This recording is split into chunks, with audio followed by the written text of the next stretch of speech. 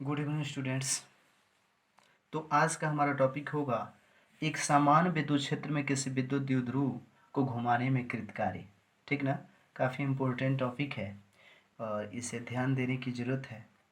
देखिएगा, जैसे यहाँ पे हम क्या करेंगे कि एक समान विद्युत क्षेत्र रखेंगे जिसमें माइनस क्यू तथा प्लस क्यू आवेश निर्मित एक विद्युत द्विध्रुव होगा जो प्रारंभ में विद्युत द्विध्रुव, ये देखिए, विद्युत क्षेत्र के साथ थीटा 1 कोण अंकित करेगा और बाद में इस द्विध्रुव को हम क्या करेंगे, थीटा 2 कोण पर घुमा देंगे और इसे ही घुमाने में कृत कार्य की गणना करनी है। तो वही चीज़ होगा, पिछली जितनी भी चीज़ें लिखी जाती थी वो हमें लिखनी होती हैं। जैसे जो प्रारंभ में चित्र को निर्देशित करेगा उसे लिखेंगे, माना माइनस क्यू व प्लस क्यू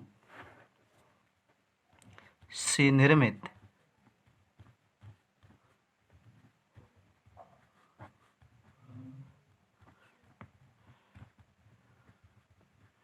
एक विद्युत द्विध्रुव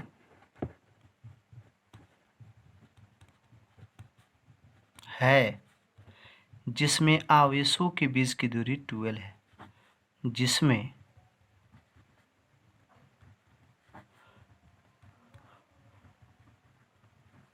आवेशों के बीच की दूरी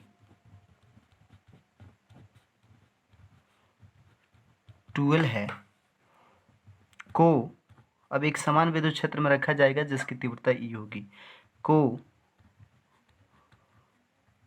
एक समान विद्युत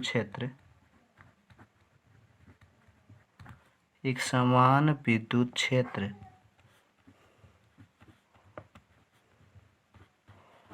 जिसकी तीव्रता E है में इस प्रकार रखा जाता है कि द्विध्रुव का अक्ष विद्युत क्षेत्र के साथ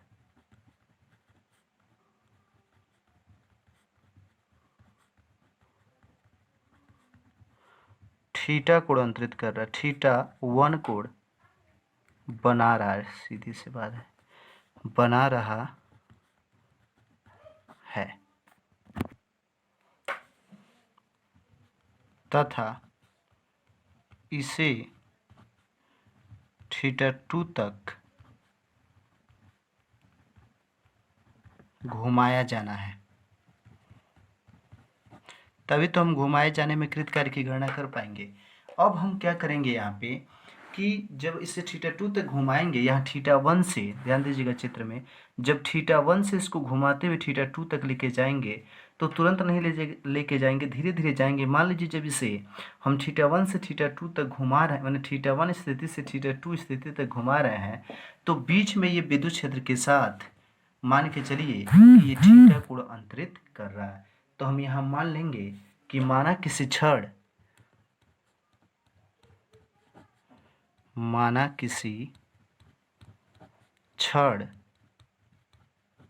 द्विध्रुव का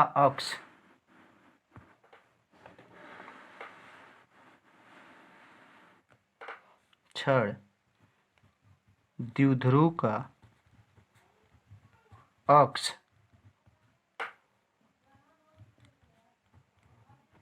विद्युत क्षेत्र के साथ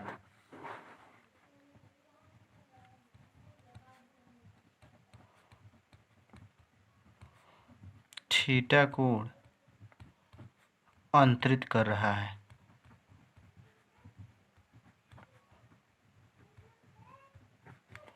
और आप समझ गए होंगे, जैसे ही थीटा कोण अंतरित करेगा तो उस विद्युत द्विध्रुव पर लगने वाले बलयुग्म का आघूर्ण ज्ञात करेंगे।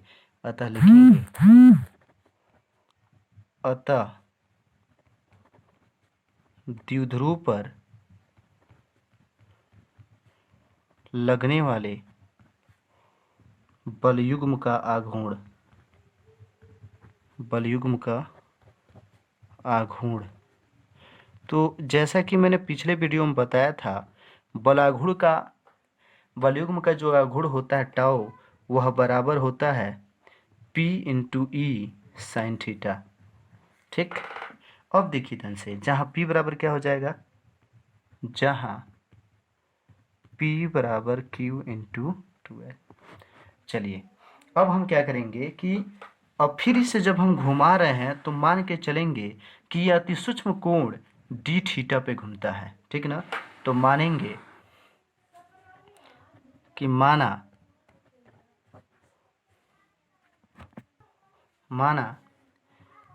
विद्युत द्विध्रुव को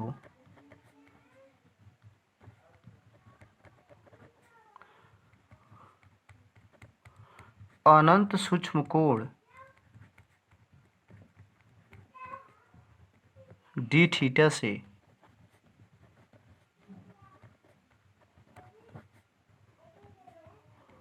घुमाया जाता है।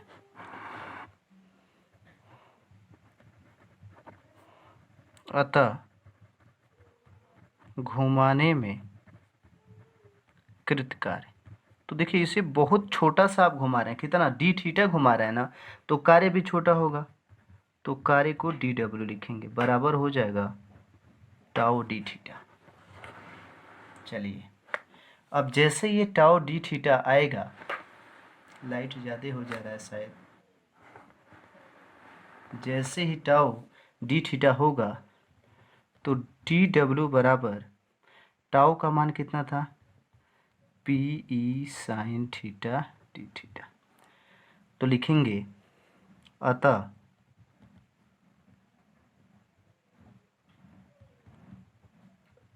द्विध्रुव को थीटा 1 से थीटा 2 तक घुमाने में कृत कार्य। ठीक, तो आप कर क्या रहे हैं, थीटा 1 से इसे थीटा 2 तक घुमाने का प्रयास करेंगे। तो ये बताइए, अगर ये भी अंक गणित होता तो हम थोड़ा थोड़ा घुमा करके उसको क्या करते, किए गए कार्य की गणना करते, फिर जोड़ के बना लेते। लेकिन चूंकि ये फिजिक्स है तो यहाँ पे हम समाकलन का प्रयोग करेंगे। तो हम क्या करेंगे कि यहाँ पे जो डी डब्ल्यू बराबर टाउ डी थीटा आया है, या डी डब्ल्यू बराबर P sine theta D theta, इसको समीकरण 1 मानेंगे, और इस समीकरण 1 को थीटा बराबर थीटा 1 से थीटा बराबर थीटा 2 के बीच क्या कर लेंगे, समाकलित कर लेंगे। थीटा 1 से थीटा 2 तक घुमाने में किए गए कार्य की गणना हो जाएगी। ठीक ना, तो लिखेंगे कि द्विध्रुव को थीटा बराबर थीटा 1 से थीटा बराबर थीटा 2 तक घुमाने में कृत कुल कार्य। ठीक ना, तो ये हो जाएगा कुल कार्य है, तो समाकलन कर लेंगे कहाँ से कहाँ तक, तो थीटा 1 से लेके थीटा 2 तक, बराबर हो जाएगा P इंटू ई साइन थीटा, और ये समाकलन थीटा 1 से थीटा 2 तक, और ये हो जाएगा डी थीटा।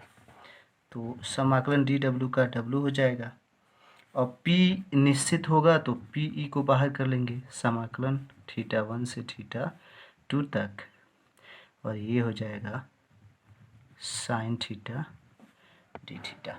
आपको मालूम है साइन का माइनस कॉस होता है समाकलन, तो P into E minus cos theta हो जाएगा, कहाँ से कहाँ तक, तो थीटा 1 से लेके थीटा 2 तक।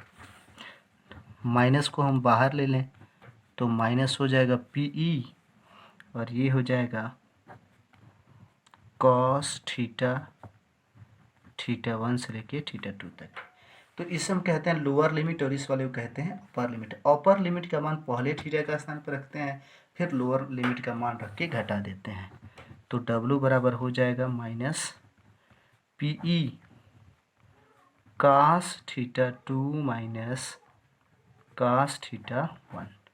लेकिन जो बाहर में माइनस है, अगर उसे अंदर भेजा जाए तो ये माइनस में हो जाएगा, और ये क्या हो जाएगा, प्लस में।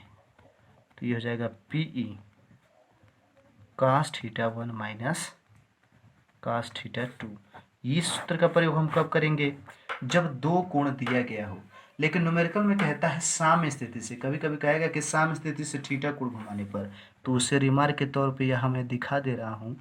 अगर ये क्वेश्चन कह दे कि यदि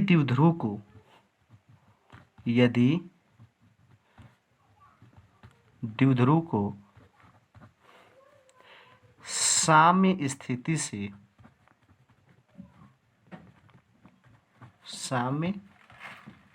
से थीटा कोण पर घुमाया गया हो, थीटा कोण से घुमाया जाए, तो ऐसे स्थिति में थीटा 1 बराबर क्या हो जाएगा। साम्य स्थिति का मतलब होता है कि जब विद्युत क्षेत्र और विद्युत द्विध्रुव के बीच का कोण 0 डिग्री हो, तो थीटा 1 बराबर 0 हो जाएगा और थीटा 2 बराबर क्या हो जाएगा, थीटा। तो इस स्थिति में जो किया गया कार्य होगा तो वहाँ लिख लेंगे, अतः कृत कार्य W बराबर P इंटू ई। एक बार cos थीटा 1 के स्थान पे 0 और माइनस cos क्या हो जाएगा, थीटा। तो W बराबर हो जाएगा P इंटू ई, cos 0 का मान 1 माइनस cos थीटा। इस सूत्र का प्रयोग हम तब करेंगे जब द्विध्रुव को साम्य स्थिति से थीटा कोण पर घुमाया गया हो।